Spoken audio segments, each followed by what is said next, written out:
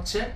আমরা মুক্তিকামী ছাত্র জনতাকে সজাগ এবং সতর্ক থাকতে আহ্বান জানাচ্ছি এবং আমাদের যে অন্তর্বর্তীকালীন সরকার, আমরা সেই সরকারের যে প্রস্তাবনা 24 ঘন্টার সময় নিয়েছিলাম, জরুরি পরিস্থিতি মোতাবেক আমরা এখনই তার একটি রূপরেখা ঘোষণা করছি।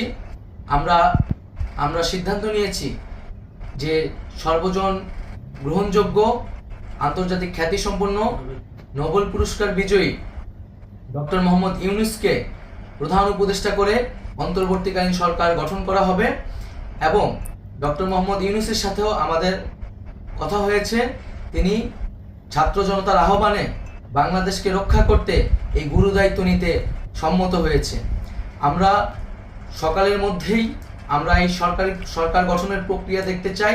রাষ্ট্রপতির কাছে আহ্বান থাকবে যে দ্রুত সময়ের মধ্যে ডক্টর মোহাম্মদ ইউনূসকে প্রধান উপদেষ্টা করে অন্তর্বর্তীকালীন সরকার গঠন করা হোক এবং এই অন্তর্বর্তীকালীন সরকারের বাকি সদস্যদের নামও আমরা সকালের মধ্যে ঘোষণা করব।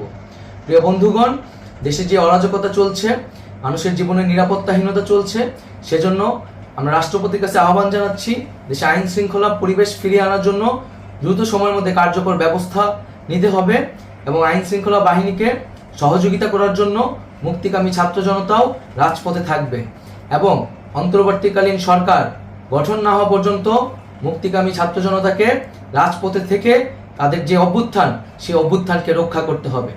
প্রিয় বন্ধুগণ, আমরা রক্ত দিয়েছি, শহীদ হয়েছি। আমাদের যেই প্রতিশ্রুতি একটি নতুন বাংলাদেশ গঠন করার জন্য, সেটিকে আমাদের অবশ্যই বাস্তবায়ন করতে হবে এবং অবশ্যই ছাত্র জনতার প্রস্তাবিত সরকার বাদে কোনো ধরনের সরকার কিন্তু মেনে নেওয়া হবে না। আমরা বলেছি কোনো ধরনের সেনাশাসিত সরকার অথবা সেনা সমর্থিত সরকার অথবা এই ফ্যাসিস্টদের দোসরদের কোনো বি টিম সরকার কিন্তু আমরা মেনে নেব না। কোনো গণবিরোধী সরকারকে মেনে নেওয়া হবে না। ছাত্র জনতার অভ্যুত্থানকারী যে প্রস্তাবিত সরকার, অন্তর্বর্তীকালীন সরকার, যেটা আমরা সিদ্ধান্ত উপনীত হয়েছি ডক্টর মোহাম্মদ ইউনূসকে প্রধান উপদেষ্টা করে এই সরকার গঠন করা হবে, সেই সরকারকেই বাস্তবায়ন করতে হবে অবিলম্বে। আগামীকাল সকাল থেকে সকলকে আহ্বান জানাচ্ছি রাজপথে থাকার জন্য এবং আমাদের যেই সাম্প্রদায়িক সম্প্রীতি এবং রাষ্ট্রীয় সম্পদ রক্ষা কমিটির ঘোষণা হয়েছে বৈষম্যবিরোধী ছাত্র আন্দোলনের নেতৃত্বে, সকল পাড়ায় পাড়ায় এলাকায় এলাকায় সেই কমিটি পাহারায় থাকবে। আমাদের সংখ্যালঘু কমিউনিটিকে আমাদের রক্ষা করতে হবে, রাষ্ট্রীয় সম্পদ এবং এই দেশকে রক্ষা করতে হবে আমাদের।